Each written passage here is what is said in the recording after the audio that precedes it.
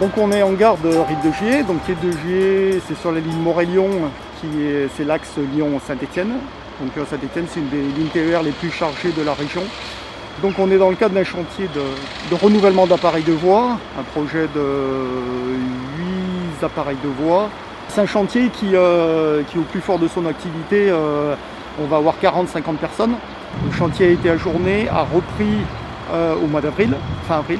Les mesures ont été travaillées, donc de concert avec toutes les entreprises. On a passé beaucoup de temps là-dessus pour avoir une situation sanitaire acceptable au niveau sécurité vis-à-vis de nos personnels et du personnel des entreprises. Chaque agent, chaque personnel vient à la base, vient au travail en étant déjà en tenue de travail au maximum. Donc ça évite justement de se changer sur place. On n'a aucune installation mutualisée, c'est-à-dire que chaque entreprise a ses installations propres justement pour éviter l'utilisation et la coactivité au niveau de la base vie. On a organisé une limitation du nombre de personnes par pièce, donc ça c'est bien repéré au niveau de chaque pièce.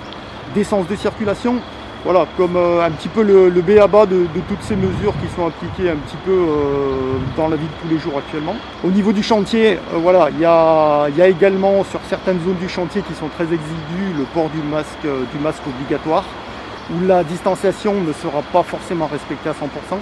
Chaque entreprise a dans son effectif ce qu'on appelle un référent Covid, qui va être la personne dans l'entreprise qui va justement organiser ces mesures sanitaires.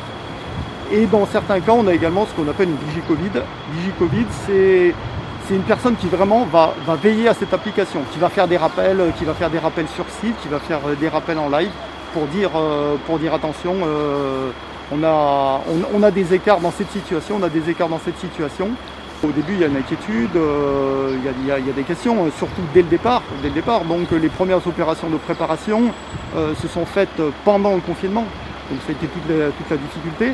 Progressivement, les agents, en appliquant bien sûr toutes les mesures prescrites, se les sont globalement très bien appropriées. Voilà. Je pense qu'on a globalement réussi notre pari au niveau de la réalisation dans ces conditions qui sont quand même particulières.